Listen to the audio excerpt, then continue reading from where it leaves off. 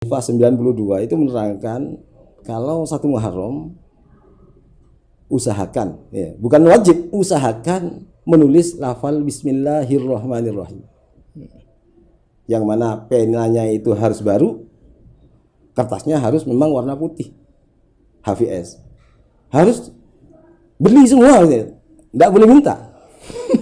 Bahkan kalau di Husnul Asor, penanya harus pena yang pakai pen mansi yang celupan itu, terus dicampur dengan minyak jafaron. Jadi ada syarat dan ketentuannya. Ya khusus, Ustaz. Memang untuk membuat jimat hekal itu dari penanya, dari kertasnya itu harus khusus. Bukan pennya yang dulunya buat reto-reto nagih hutang pas dibuat jimat, bukan gitu, Ustaz. Dan berioni jimatnya. Ini makanya biar diketahui oleh para pemirsa, kalau buat jimat harus yang khusus. Karena itu kan untuk untuk pegangan kita atau diberikan kepada orang. Jadi yang terbaik. Jadi kalau menulis jimat atau hekal tepat pada 1 Muharram, ini biasanya dilakukan pada waktu maghrib, setelah maghrib, karena sudah masuknya tahun baru. Sudah masuk, iya, masuk tahun baru. Nanti selesainya itu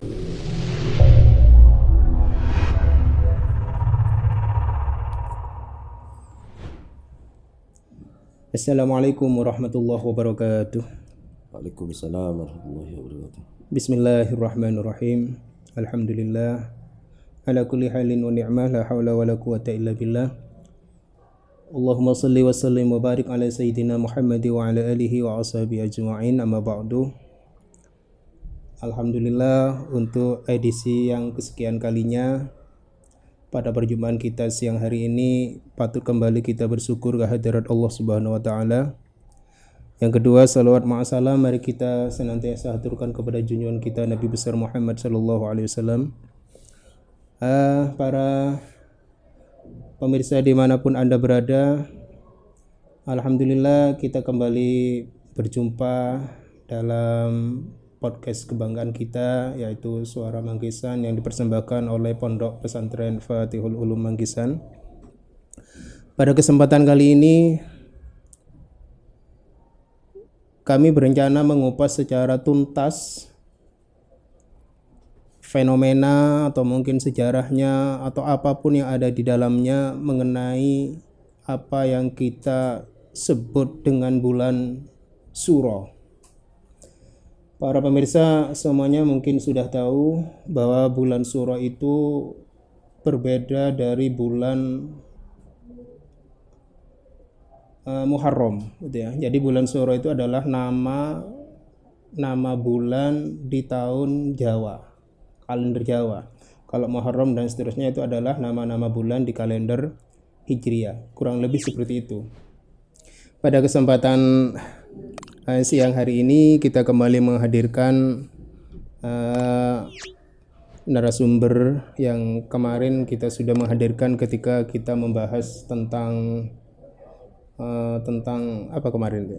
Tentang paranormal, gitu ya. Sekarang kita hadirkan lagi karena yang akan dibahas pada kesempatan kali ini masih berkait erat dengan nuansa keparanormalan, yaitu mengenai seluk-beluk tentang bulan Suro.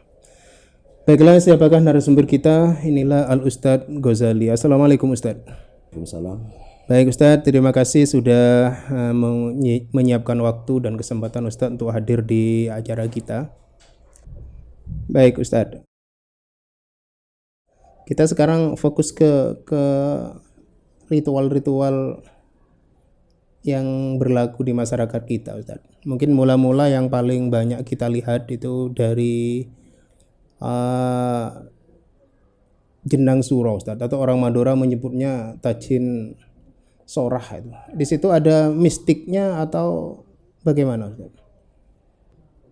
Jadi kalau kita bahas tentang 1 Suro, barusan ditanyakan kenapa kok di situ disarankan harus buat jenang yang putih, sedangkan Sapar jenangnya yang agak merah. Nah itu memang yang dimaksud setelah dikaji dalam syariat Islam itu sodakohnya yang penting. Karena dalam keterangan kitab manapun tidak ada diwajibkan untuk membuat jenang putih, tidak ada. Sodakohnya. Karena dalam satu surah dengan Muharram itu sama. Bahkan harus bersedekah orang tersebut. Itu. Mungkin kalau dari kitab tidak kitab berbahasa Arab itu Ustaz. Kitab Primbon mungkin ada Ustaz ya. Ya mungkin ada. Kitabnya orang Keraton Orang Jogja. Jawa, ya. Keraton Jogja. Berarti unsur kliniknya Ustaz ada apa tidak jenang putih itu? Artinya misalnya kalau tidak buat akan bagaimana, atau kalau buat itu bagaimana? Oh enggak ada. Tidak ada Ustaz ya. Tidak ada unsur. Jadi semata-mata sudut pandangnya Ada ya sedekah. sedekah saja. Ya. Baik Ustaz, kalau kita amati lebih jauh Ustaz, itu apa ya? Banyak sekali di bulan Suro ya. Jadi kita lebih enak nyebutnya Suro gitu. Suro, ya. Bukan Muharram. Bukan kan? Muharram, surah. Fokusnya ke sana. Di masyarakat kita biasanya tidak ya, enggan melakukan acara pernikahan. Jadi ketika mungkin masyarakat yang awam bertanya pada tokoh misalnya tadi ya, kapan hari yang baik untuk menikah? Itu kalau di Jawa itu atau di lingkungan kita lah, ya tidak disarankan di bulan Suro. Itu sebenarnya bagaimana Ustaz? Ada mistiknya atau tidak? Ini pertanyaannya sama ini. Tentang mistik masalah pernikahan di bulan Suro itu kan selamatan. Jadi suatu ritual yang meriah. Betul, ya. Asal dari selamatan bulan Suro itu asalnya kan ada di daerah Keraton Jogja itu. Itu kalau di Jogja memang pantas, orang sekitarnya memang harus menghormati Keraton Jogja. Pada waktu 1 Suro dan sampai 10 Suro itu jangan sampai ada orang yang berhajatan karena menyaingi hajatannya keraton. Jadi keraton itu punya gawe besar Gawe gitu. besar itu. Dan lagi orang awam tuh menambah-nambahi kalau hajatan atau pernikahan di bulan Suro itu akan menyaingi Nyi Roro Kidul, bahwa Nyi Roro Kidul itu menikahkan anaknya. Yang saya tahu anaknya Nyi Roro Kidul itu hanya Nyi Blorong. Terus kalau tiap tahun Nyi Roro Kidul menikahkan berarti banyak anaknya. Berapa anaknya itu? Berarti banyak suaminya. Jadi intinya tadi kalau ada apa ya, semacam ada budaya lokal di Jogja ketika awal apa ya 10 atau 9 tadi 9 hari di bulan Suro itu keraton itu ada gawe besar. Hajatan besar. Ya. Jadi masyarakat itu dilarang oleh kerajaan untuk buat acara yang sama. Tetapi akhirnya di zaman kita sekarang kan keturutan, Ustaz. Artinya ya juga tidak mengadakan itu. Iya, memang karena ada yang menambahi itu, ada suatu hajatan juga di Pantai Selatan. Pantai Selatan. Ya, Nyi Roro Kidul menantu katanya. Berarti poinnya bagaimana intinya Ustaz? Intinya enggak apa-apa. Boleh-boleh saja. Boleh-boleh saja. Kalau hajatan 1 Suro. Artinya menikah tanggal 1 Suro, 2 Suro itu Enggak apa-apa. boleh saja. Boleh saja. Yang penting kan sah. Yang penting sah. Iya. Motinnya ada. Iya, mudinnya ada, penghulunya ada, suratnya ada, sah. Jadi gara-gara kepercayaan seperti itu juga akhirnya seakan-akan bulan-bulan kita itu ada bulan nikah, ada bulan dilarang nikah gitu, ada bulan yang sepi nikah gitu. Ya, kalau di kitab itu kalau menikah kan dianjurkan pada Syawal kan itu kalau dia ketemuin. Tapi kalau untuk orang-orang biasa silahkan nikah tepat Maulid atau Suro enggak apa-apa. Iya, tidak ada larangan. Bahkan kalau 1 Suro enak. Orang yang mau nyumbang kan banyak, kan dia ada saingannya. Justru cak-kecaan itu. Baik, jadi intinya dalam soal pernikahan di bulan Suro itu boleh-boleh saja. Boleh-boleh saja. Jadi apa yang diyakini oleh sebagian masyarakat bahwa akan terjadi hal-hal yang tidak diinginkan itu sebenarnya tidak mendasar. Begitu Ustaz ya? Iya. Berikutnya Ustaz, ini kebetulan saya mencatat banyak sekali ini Ustaz. Iya. Enggak apa-apa. Banyak Karena orang-orang yang belum tahu sekarang ini biar tahu apa di dalamnya 1 Suro itu. Baik. Nanti mungkin terakhir saya akan konfirmasi dari sudut pandang Islamnya Ustaz. Iya, iya. Insya Allah nanti terakhir. Berikutnya ini Ustaz.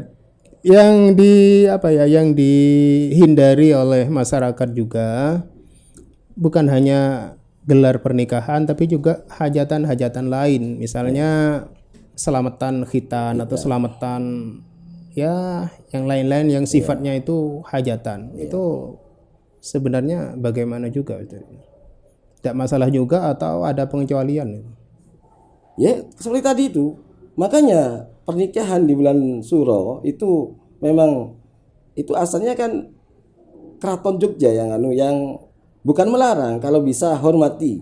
Keraton Jogja sekarang ada hajatan besar. Kalau bisa sekitarnya jangan sampai menyaingi. Jadi semuanya harus menghormat gitu. Setelah keluar dari Jogja lah sampai Jawa Timur ini ada yang menambahi bahwa kalau mengadakan hajatan, hitanan, walimatul hamli, pelet beteng atau apa itu turun tanah, itu katanya orang-orang yang awam di daerah Jawa Timur dan sekitarnya itu bersamaan dengan naga tahun yang ada di timur. Gitu. Karena Suro itu naga tahunnya ada di timur. Katanya waktu itu dalam perhitungan Jawa untuk yang masih kental dengan masalah mistis. Lebih lanjut naga tahun itu apa Ustaz?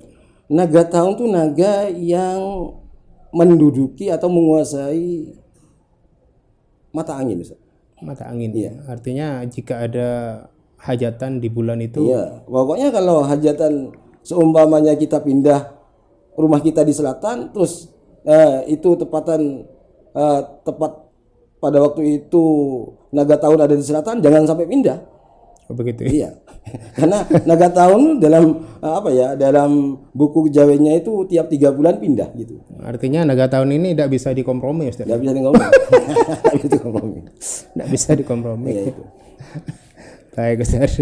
Tapi kalau menurut Islam ya itu ya yang penting kita kan amalnya kita bagus, tujuannya bagus, menikahkan atau hajatan hitan. Ya gak usah bahas naga tahun, sudah gak usah. Tidak usah. Iya. Baik Ustaz. Ini hal yang berikutnya. Iya. Yang berikutnya ini kalau budaya ini keyakinan ini diikuti, ini menjadi sangat aneh atau membuat jalan-jalan sepi Ustaz. Karena di bulan Suro juga ada kepercayaan orang-orang itu tidak boleh bepergian.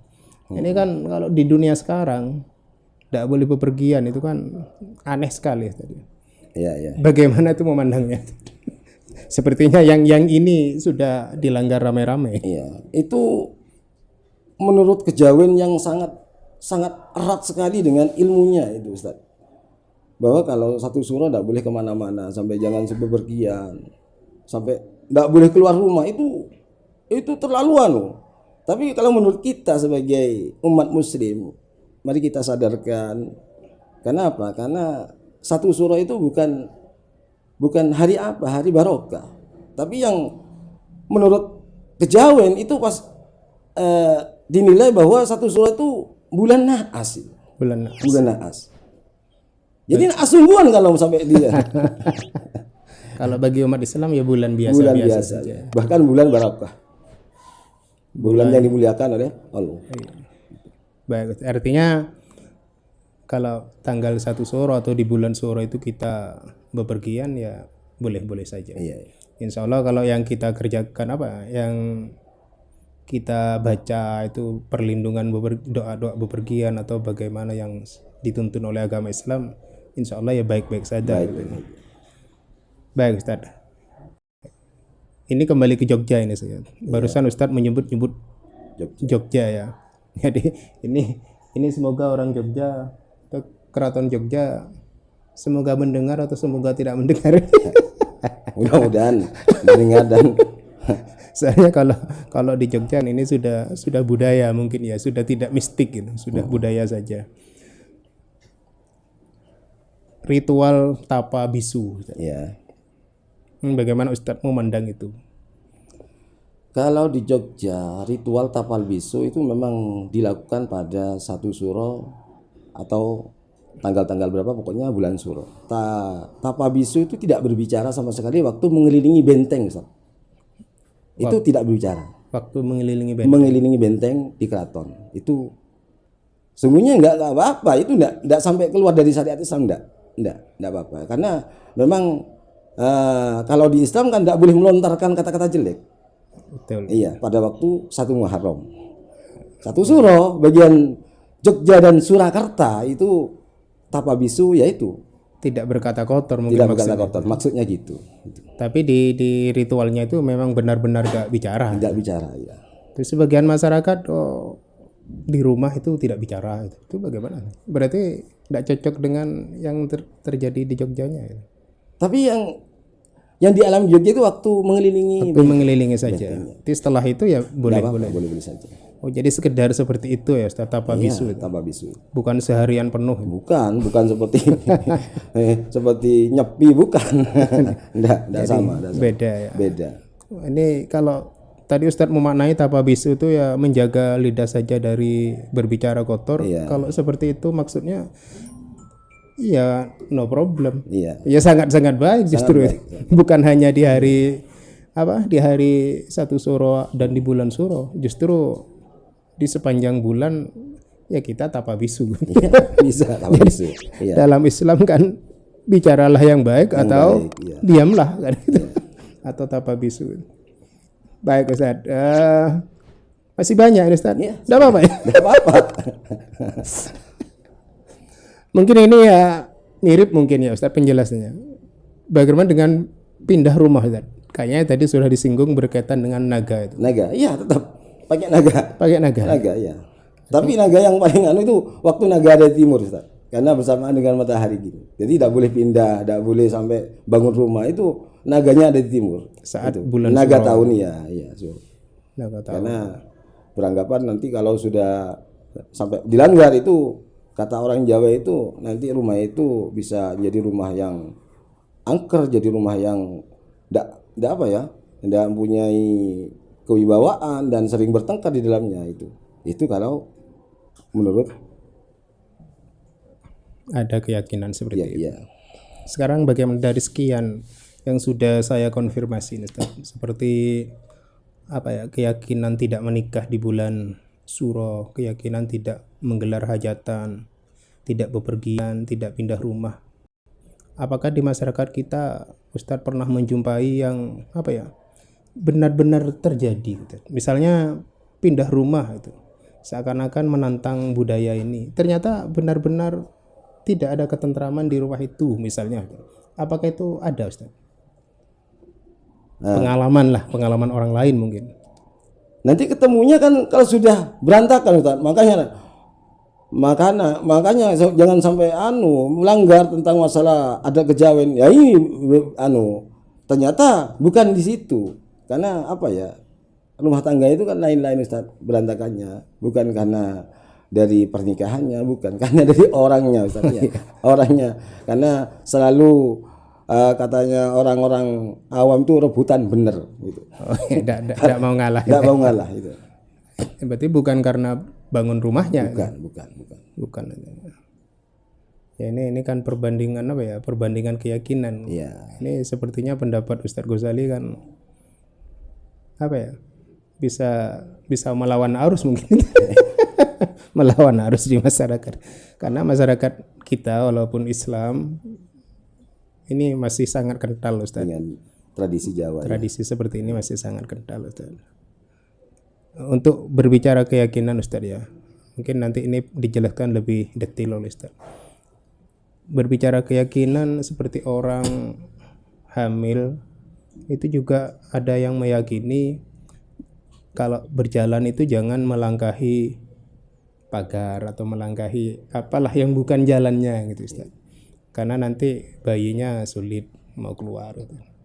Ini keluar dari topik dulu itu bagaimana Ustaz? Apa sama dengan ini penjelasannya? Semuanya mitos Ustaz.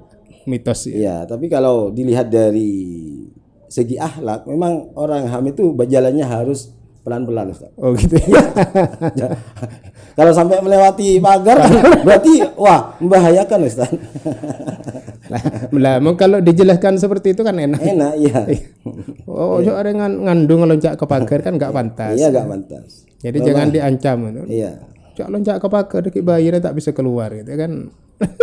Menjadi baik Ustaz. Jadi intinya kepantasan saja. Iya, kapan? Bagi perempuan hamil Ya, jalannya harus pelan. harus pelan. Untuk hati-hati. Ya. Iya, baik Ustaz, terima kasih tadi. Lanjut Ustaz. Ya. Ini yang mungkin Ustaz Ghazali sangat ahli nih. Yang keenam ini. Malam satu suro. Itu diyakini oleh sebagian masyarakat sebagai malam pestanya makhluk halus. Bagaimana itu? Nah ini orang yang mengakibatkan satu suro itu angker. Nah, iya. Percaya ke ini Ustaz, bahwa satu suro itu makhluk halus datang semua dan pesta. Ini. Iya. Ini kalau diyakini memang takut orang Ustaz. Dan disebarkan takut bahwa satu suro itu angker. Padahal satu suro dengan satu Muharram kan bersamaan ini. Kalau ada pestanya makhluk halus pas bagaimana orang-orang sini kan takut. Nah, jadi tidak ada Ustaz itu. Tidak ada. Karena apa itu? Itu hanya sugesti agar orang tuh kalau satu suro itu betul-betul harus ada di rumah. Ada di rumah. Iya. Beribadah lah gampangnya mungkin. Melakukan kebaikan. Berarti usaha sebagian. Ini saya jadi teringat. Intinya kalau ada sebagian orang meyakini itu adalah pestanya makhluk halus. Berarti kan intinya kita ini mau dibuat takut agar tidak keluar rumah. Iya. Sementara sekarang justru sebagian dari kita di malam itu mengadakan acara. Itu bagaimana itu? Titik temunya. Apa sengaja melawan keyakinan pestanya makhluk halus orang-orang yang bikin acara itu atau sekedar bikin acara saja? Maka orang yang melakukan pesta di satu suro, pengajian, itu berarti dia tidak meyakini bahwa ada makhluk halus yang pesta. Yang pesta. Iya. Tapi kalau meyakini takut Ustaz. Takut. Iya. Tapi ini ada Ustaz ya. Orang-orang yang yakin seperti Yang itu. yakin seperti ini ada. Ada. Biasanya yang meyakini itu bagaimana di malam itu? Yang dikerjakan Wong anak-anaknya dititipi, ojo metu wali, ojo metu ando. Saiki akeh roh-roh gentayangan, roh-roh iki gitu. Bilangnya ke anak-anaknya enggak keluaran. Memang anak-anaknya orang Jawa-Jawa itu biasanya nurut-nurut Ustaz. iya, Enggak keluaran. tidak keluaran. Iya. Berarti secara pandangan agama yaitu tidak ada Ustaz ya. Tidak ada pestanya makhluk halus ya. Enggak ada. Aslinya kan enggak boleh keluar tuh, takut anaknya kan melakukan maksiat Ustaz. Iya. Aslinya kalau dikaji ke dalam, memang satu Muharram, satu suro itu kan sudah masuk ke Muharram. Kalau melakukan maksiat kan dilipat gandakan itu dosanya Ustaz. Artinya Artinya anaknya biar tidak kemana-mana, ya. tahun baru tapi sudah bermaksiat di awal. Iya itu. Baru masuk sekolah sudah bolos kan. Raportnya jelek di awal. Ya mungkin kalau di mana seperti itu ya oke-oke saja. Oke-oke saja. Nah, sekarang kaitannya Ustaz. Apakah ada keterkaitan menurut Ustaz Ghazali antara keyakinan berpestanya makhluk halus dengan memandikan pusaka? Itu tersendiri atau berhubungan? Tersendiri Ustaz. Karena memandikan pusaka itu asalnya memang dari keraton. Dari keraton. Memang pantas di daerah keraton, di keraton kerajaan itu peninggalan luhur pusaka-pusakanya masih ada. Makanya dirawat kan. Tiap satu suro dimandi. Jadi ini Pakai perawatan saja. Perawatan saja. Perawatan. Jadi masuk ke Jawa Timur lain Ustaz. Maknanya lain. Maknanya lain. Kalau di Surakarta, di Keraton Jogja itu memang pusaka-pusaka leluhurnya masih ada, perlu dirawat, memandikan, menyucikan pusakanya itu namanya kalau di keraton itu namanya jamasi pusoko. Buang karat mungkin ya. Iya, buang karat, iya. Karat-karat. Itu. Karena menghormati yang membuat kan empu, iya. Merawat pusaka. Iya, merawat pusaka dan yang punya lagi leluhurnya. Dan itu pasti mahal pusakanya. Iya. Pasti jadi perlu dirawat itu. Perlu dirawat. Setelah ke Jawa Timur lalu bagaimana? Nah, ke Jawa Timur kan orang-orang kan yang punya pusaka seperti keris, tombak itu kan ini kan ada dua Ustaz. Iya. Asitoris dan eksitoris. Ya. Kalau asitoris ini mengandung keris itu bertuah, ada haddamnya. Jadi orang-orang di Indonesia itu masih seneng ke keris. Betul. Walaupun sekarang keris itu bukan untuk senjata untuk perang. Ini untuk apa ya? Untuk pamornya yang punya keris, untuk jabatan agar jabatannya nggak lengser, untuk apa ya? Untuk perdagangan, untuk pengasihan itu pakai keris. Jadi keris yang bertuah itu. Yang bertuah ini namanya asitoris. Asitoris. Iya, asitoris. Kalau eksitoris itu hanya koleksi keindahan kerisnya, pamornya, seni saja. Iya, seni saja. Seni saja. Jadi ada dua, senang dengan indahnya, ada lagi yang memang dia mengagumi tentang bertuahnya keris tersebut. Itu. Kalau di Jawa. Keris bertuah itu Iya. kalau tidak salah ada hadamnya gitu Ustaz ya. Iya, kata orang-orang yang apa ya, meyakini keris itu berhadam. Aslinya ya keris itu apa ya, senjata untuk orang Jawa, sama halnya di Madura celurit, di daerah Sumatera rencong, di daerah Kalimantan itu panah, itu sama dengan itu. Jadi senjata budaya daerah gitu ya. Iya. Kalau keris itu di Jawa, Iya. keraton khususnya. Bagus, keraton. Kalau Jawa Timur arit ikut ke Madura. Ikut ke Madura. Baik Ustadz, berikutnya Ustadz. Iya. Berikutnya ada keyakinan juga tentang kembalinya arwah leluhur Ustadz. Iya. Di malam satu suro arwah leluhur, jadi apa namanya, kakek, mbah boyo dan seterusnya ke atas yang sudah meninggal tuh ruh-ruhnya di malam satu suro kembali semua. Lah keyakinan ini sama atau beda dengan yang di atas tadi dengan pesta makhluk halus itu bagaimana? Kalau kata-kata pesta makhluk halus seperti menakutkan, Ustaz. Gimana? Tapi kalau Menakutkan? ya, tapi kalau apa ya, kembalinya arwah ke rumah masing-masing melihat itu ada dua versi dalam Islam, Ustaz. Ada yang enggak apa ya, enggak ada, tapi ada yang menafsirkan memang hadir di rumah. Iya. Di malam itu, malam 1 Muharram berarti kalau Bukan versi satu Muharram saja, Ustaz. Bahkan ada nyanyian saben malam Jumat itu memang mungkin mengambil dari kitab, Ustaz. Iya. Karena dalam kitab kan terangkan anna arwahal mu'minina Ta'ti datang fi kulli lailatin. Tiap-tiap malam datang. Arwah-arwahnya orang mukmin itu tiap-tiap malam datang. datang ke rumah gitu. Datang ke rumah masing-masing. Bahkan datang ila sama idunya. Ya ke bumi masuk. Ke bumi. Iya, ke bumi. Sampai watakifu bihida ilbuyuti. Diam di tempatnya, sandal-sandalnya keluarga di depan berarti berdiri. Gitu ya. Itu tiap malam itu memang. Tiap hari lah. Iya, itu kitabnya insya Allah di Bujairimi, Ustaz.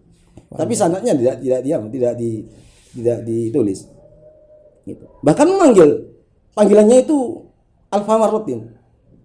Manggil Anggota keluarga, ya ahli, ya qoribi, ya wawaladi, ya anakku, keluargaku, dipanggil semua. Kalau boleh tanya, memangnya mereka pulang tuh ada acara apa? Ngapain? Karena pulangnya, kalau saya melihat dari nyanyian saben malam Jumat itu memang agak seperti mirip dengan apa ya, dengan keterangan di Bujairmi itu, Ustaz. Jadi kalau anak cucunya itu dalam keadaan mengaji, bersedekah, terus tidak bertengkar, bahagia dia pulang lagi ke kuburan, ke alam barzakh. Artinya melihat Situasi. duriahnya ya, melihat keturunannya itu. Seandainya bertengkar berarti sedih gitu. Ya itu. sedih juga. Mungkin itu yang sementara orang apa ya, mengucapkan itu kan, bahwa orang tua kita dikubur itu bahagia kalau kita baik-baik saja. Baik-baik saja. Kalau kita ternyata tidak baik-baik saja, mereka juga tidak bahagia. Iya, tidak bahagia. Apalagi dari keterangan Ustadz tadi, tidak hanya saben malam Jumat seperti di lagu itu, Fi kulli lailatin. malah tiap malam. Tiap malam. Berarti mempertemukan keyakinan pulangnya roh di malam satu suro itu dengan tadi itu bagaimana? Agak apa ya? Agak berpadu, Ustaz. Berpadu. Iya, iya. Artinya ya benar. Ya benar, Bang. Bahkan tidak hanya di malam itu. Tiap malam, tiap malam. Itu. Baik, berarti dari sekian banyak tadi yang sudah saya konfirmasi, ya ada yang berkesesuaian dengan agama gitu ya. Ada yang perlu dijelaskan dengan lebih bijak lagi. Berikutnya Ustadz, ini yang saya tahu Ustadz Ghazali sangat ahli di sini tentang membuat jimat Ustadz. Membuat jimat ini tadi kita selalu mengaitkan apa-apa yang diyakini di satu suro itu atau di bulan suro itu sebagai mistik atau sebagai budaya di keraton dan sebagainya. Berbicara azimat ini Ustadz, Iya. saya justru menemukannya di pondok pesantren Ustaz. Artinya santri juga membuat ini. Nah, ini sebenarnya menjelaskannya bagaimana Ustaz? Sekedar budaya keraton, sekedar budaya Jawa, atau ini memang ada dalam ajaran Ustaz? Bagaimana Ustaz?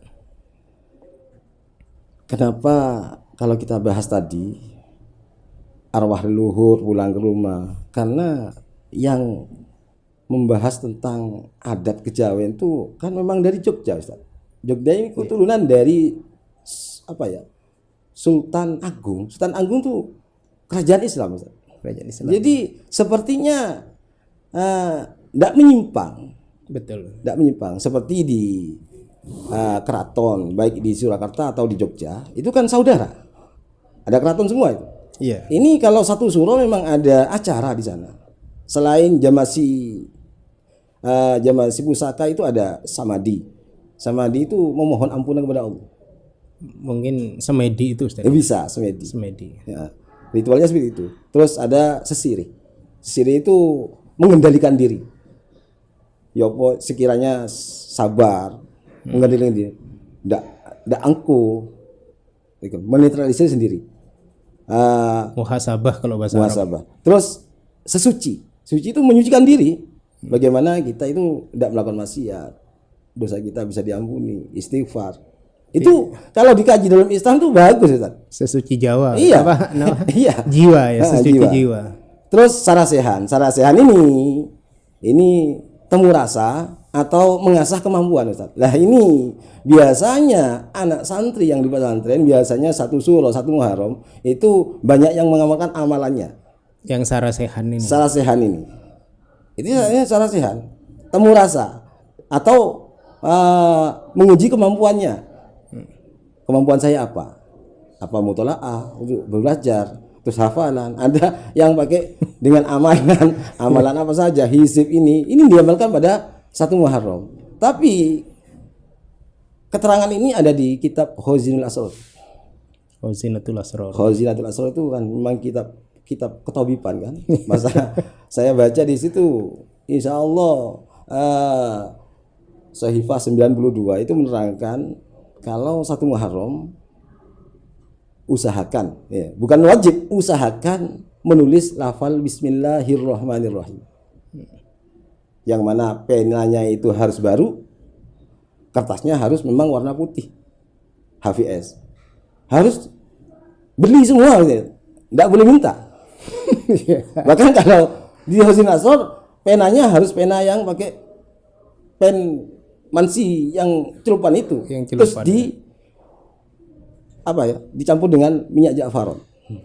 Jadi ada syarat dan ketentuannya. Ya khusus Ustaz. Memang untuk membuat jimat hekal itu dari penanya, dari kertasnya itu harus khusus. Bukan pennya yang dulunya buat reto-reto nagih hutang pas dibuat jimat, bukan gitu kan. Dan berioni jimatnya. Ini makanya biar diketahui oleh para pemirsa kalau buat jimat harus yang khusus. Karena itu kan untuk untuk pegangan kita atau diberikan kepada orang. Jadi yang terbaik. Jadi kalau menulis jimat atau hekal tepat pada satu Muharram ini biasanya dilakukan pada waktu maghrib, setelah maghrib, karena sudah masuknya tahun baru. Sudah masuk, iya, masuk tahun Iya. baru. Nanti selesainya itu sehari semalam Ustaz. Sebelum maghrib ini harus selesai besoknya. Harus selesai. Ini di kitab Huznul Asr itu menulis Bismillahirrahmanirrahim 113. Harus pelan-pelan, pakai wudhu, menghadap kiblat. Tidak boleh bicara. Nah ini, tapa bisu. Ya, ini. Tidak boleh bicara. Artinya tapa Iya, bisunya tapa masuk. bisu bisa masuk. Berarti nulisnya pelan-pelan Ustaz. Dan dari segi tulisannya baknya harus tetap jelas. Bak itu titik, esinnya giginya harus tepat. Harus benar giginya. Benar. Terus memnya hak sama mem lagi haknya, terus mem lagi itu memang harus buntar, harus apa ya? Bolong. Iya. Harus bolong. Harus bolong, harus dengan benar. Untuk sekarpan ya memang harus pakai tirakat. Itu kan tirakat maksudnya. Nah, berarti harus tapa bisu. Tapa bisu. Sesucinya juga betul. Nah, setelah dapat menulis 113 dalam satu lembar, kemudian kita minta doa masing-masing. Doa yang kita bisa bagaimana? Jawa kena, Madura kena, bahasa kena, Arab kena. Setelah selesai nulisnya. Kemudian dilipat atau dibeber gitu, kemudian ditaruh di atas pintu atau di kamar kita. Itu faedahnya untuk pagar rumah ya. Pagar rumah untuk dari mara bahaya dan ilmu sihir dan lainnya. Nah, ini yang saya penasaran di kitab Huznatul Asrar Ustaz ya. Iya. Pengamalan itu kan sangat kental di tanah Jawa Ustaz ya. Di tanah Jawa sangat kental sekali, bahkan di pesantren. Sebenarnya penulisnya itu orang Jawa atau bukan Jawa? Bukan Ya. memang itu imam yang nulis. Seperti Jadi sebagian ulama yang nulis. iya. Al-Zidat sama dengan Tajul Muluk. Iya. Betul. Jadi kitab yang oleh sebagian orang justru dilarang Ustaz. Iya. Di bid'ah. Padahal yang nulis itu ya orang yang ahli. Yang ahli memang ahli. Sama halnya dengan Abu Mahsar Al-Falaki itu memang kitab ketabiban semua. Kalau dulu seingat saya waktu di pesantren kitab seperti itu kita mengkajinya Ustaz ya. Kita mengkajinya. Kalau di tahun-tahun terakhir ini sepertinya tidak ada. Tidak. Tapi kalau diajarkan banyak yang minat Ustaz. Banyak yang minat. Ya. Kalau diajarkan banyak yang Banyak senang. yang minat, senang. Selain ajimat itu kan yang masyhur sudah Ustaz. Itu yang masyhur nulis bismillah 113. Ya. Itu dan syarat dan ketentuan jati. Yang lain Ustaz barangkali. Yang lain saya pernah baca di Dalailul Khairat Ustaz. Itu kitab-kitab hizib. Dan guru saya itu Ustadz atau Kiai Haji Syaifuddin Jamil pernah kalau baca ayat akhir dari surat Taubat, kalau dibaca setelah subuh satu Ustadz, bukan 11, bukan 100, satu. Iya, sekali. Iya, satu kali. Dibaca setelah maghrib satu kali, dibaca setelah subuh, lam yamut, tidak akan mati orang tersebut hatta tagruba, sampai maghrib dan mati orang tersebut. Oh. Ini kalau dibaca, diamalkan di bulan 1 Muharram. Kalau seterusnya kalau bisa dibuat amalan, maghrib 1, subuh 1. Kalau dibaca setelah subuh 1 kali, laqad ja'akum rasulun min anfusikum azizun 'alaihi ma antum harisun 'alaikum bil mu'minin fa in tawallaw faqul hasbiyallahu la ilaha illahu alaihi tawakkaltu wa huwa rabbul arsyil azim. Itu kalau dibaca setelah subuh 1 kali, lam yamut gitu. Tidak akan mati orang tersebut Sampai hatta matahari terbenam. Iya. Hatta berubah. Iya. Kalau dibaca maghrib sampai hatta berubah. Itu cocok untuk Sampai tentara itu. matahari terbit sampai matahari. Ya tapi jangan minum racun Ustaz. Lah cocok untuk tentara yang mau perang. Kata Kiai Haji Syaifuddin, kalau sudah hafal dan suatu saat tidak hafal, ajal berarti sudah dekat. Artinya lidah sudah dikunci untuk Iya. tidak baca. Bahkan ada hikayahnya Ustaz. Hikayahnya itu ada seorang syekh yang sakit keras, parah sudah, tapi tahu amalan itu bahwa itu tidak akan mematikan. Iya. Dengan anak-anaknya diberi semua anak-anaknya. Abah, sampean baca ini, Abah. Abahnya baca. Abah saya, insya Allah sembuh. Sembuh Ustaz. Setelah 5 tahun sakit lagi Ustaz. Abah baca surat Taubat, akhir surat Taubat.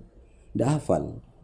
Akhirnya diambilkan Al-Quran. Semuanya ayat surat Tobat tuh bisa dilihat hanya ayat terakhir remang, Ustaz.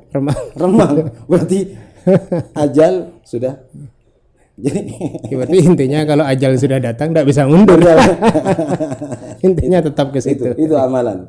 Tapi syaratnya satu, Ustaz. Kalau di bulan 1 sampai tanggal 1 sampai 10 kalau bisa jangan sampai bertengkar. Kata guru saya gitu.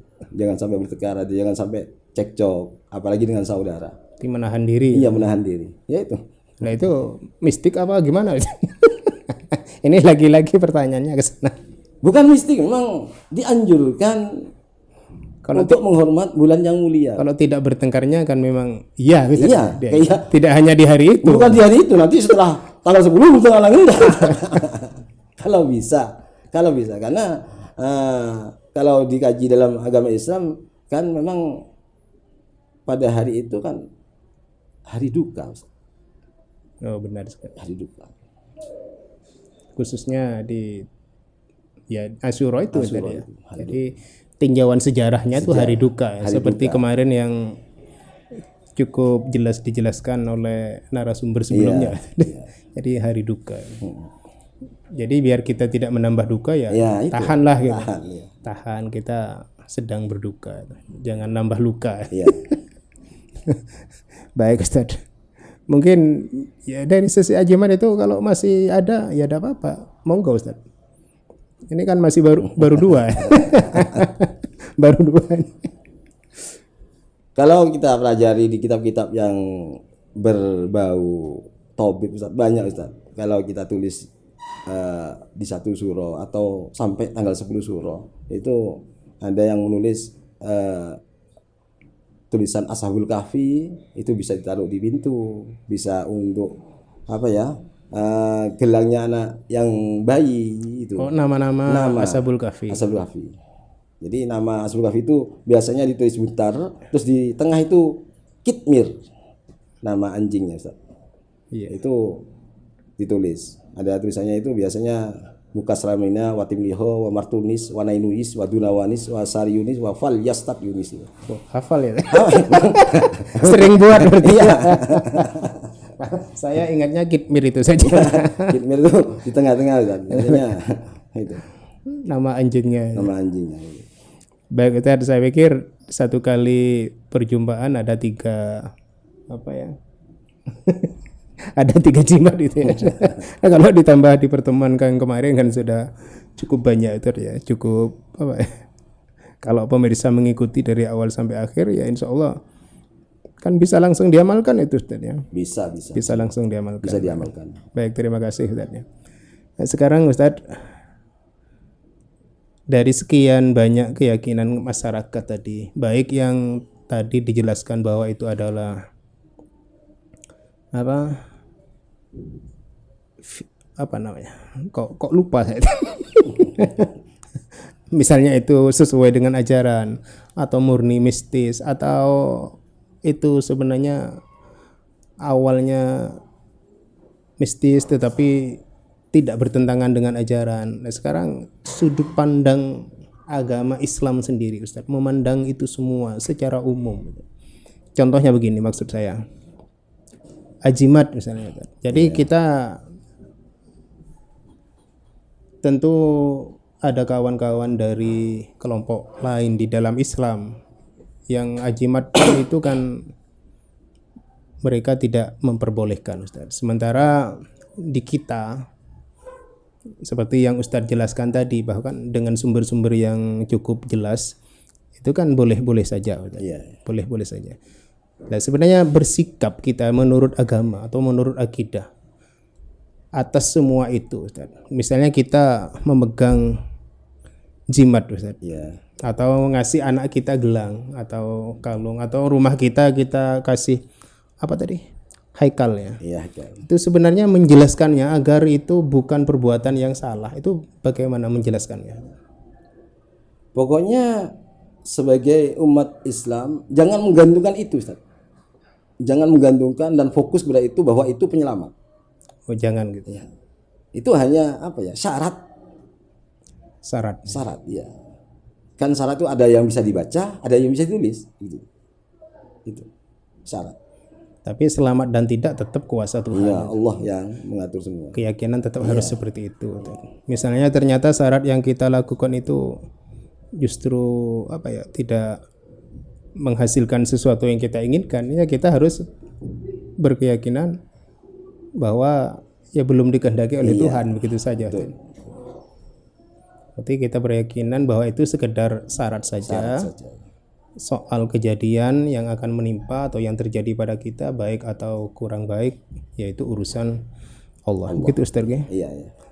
Baik Ustaz, sebelum kita tutup Ustaz, barangkali Ustaz Ghazali mau memberi kesimpulan mungkin dari pembahasan kita dalam kesempatan hari ini. Monggo Ustaz. Terima kasih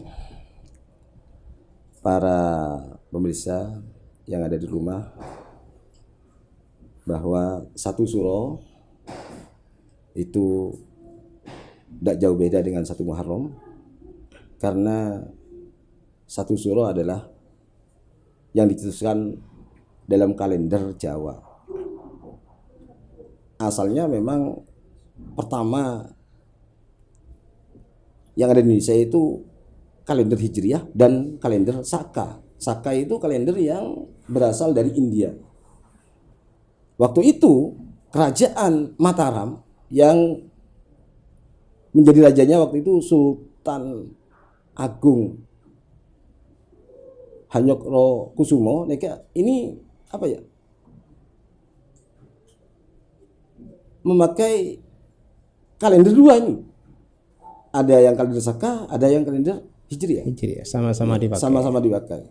Tapi condongnya ke Saka, Ustaz. Nah, ternyata setelah ritual hari-hari besar ini nggak sama Saka dengan Hijriah. Agak selisih. Kadang-kadang selisih 3 hari. Kan menurut Sultan Agung ini nggak enak ini. Ini harus disamakan. Nggak sama Saka karena Saka itu pakai perhitungan pergerakan matahari, solar, Ustaz. Kalau Hijriah kan pakai perhitungan rembulan, yaitu lunar. Nah, maka dari itu Sultan Agung Kerajaan Mataram mencetuskan dan membuat kalender Jawa, perpaduan antara Saka dan Hijriah, yang menjadi kalender Jawa. Sehingga nama bulannya salah satunya Suro itu, Ustaz. Suro, Sapar, Ba'da Mulud. Ya, Ba'da Mulud. Ya itu memang itu memang Jawa, Ustaz. Makanya satu suro dengan satu Muharram itu biasanya beriringan. Walaupun di suatu saat ada perbedaan sedikit. Iya, sedikit. Tapi selalu beriringan. Makanya Sultan Agung kan memang Islam waktu itu. Itu tidak senang kalau ada ketidaksamaan dalam hari-hari besarnya di masyarakatnya. Jadi Jawa dengan orang-orang yang memang ahli Islam, menurut Islam itu harus sama. Jadi hari rayanya, hari besarnya harus sama itu. Makanya antara satu suro dengan satu Muharram itu sama. Ya, sikap kita Ustaz untuk itu sebagai warga masyarakat, sebagai warga masyarakat memang usahakan satu suro bukan hari yang menakutkan atau hari naas, sama dengan satu Muharram, karena sudah diterangkan bahwa Muharram termasuk salah satu dari 4 bulan yang dimuliakan oleh Allah. Suro termasuk ikut, Ustaz. Suro itu Muharram ya dimuliakan oleh Allah gitu. Dan di situ bila dikerjakan dengan taat, beribadah, maka oleh Allah dilipat gandakan pahalanya. Dan sebaliknya bila maksiat akan dilipat gandakan dosa-dosanya atau siksanya. Makanya dalam satu suro atau satu Muharram itu sama. Jadi karena di dalamnya banyak faidah-faidah yang penting dan fadilah-fadilah yang sangat besar pahalanya. Makanya kalau kita kaji dalam satu suro, usahakan untuk yang lebih bermanfaat. Jangan yang memilih yang mengandung mistis atau menakutkan. Baik Ustaz. Terima kasih Ustadz atas semua penjelasannya. Pemirsa Suara Manggisan, demikian perjumpaan kita bersama Ustadz Ghazali mengenai seluk-beluk dan hal-hal mistis yang ada di dalam bulan Suro, khususnya tanggal 1 Suro. Pemirsa, seperti yang disimpulkan oleh Ustaz Ghazali tadi, bahwa kita dalam menghadapi 1 Suro hendaklah bersikap biasa-biasa saja, karena sesungguhnya Suro itu ya tidak jauh beda dengan Muharram. Sedangkan Muharram dalam Islam disebut sebagai bulan yang mulia, salah satu bulan yang mulia. Sehingga kita mensikapinya itu sebagai tahun baru atau bulan baru dalam kalender Hijriah atau bulan baru dalam kalender Jawa. Kita harus memulai kehidupan secara positif tanpa ada ketakutan pada mistis-mistis yang sebenarnya sumbernya tidak jelas.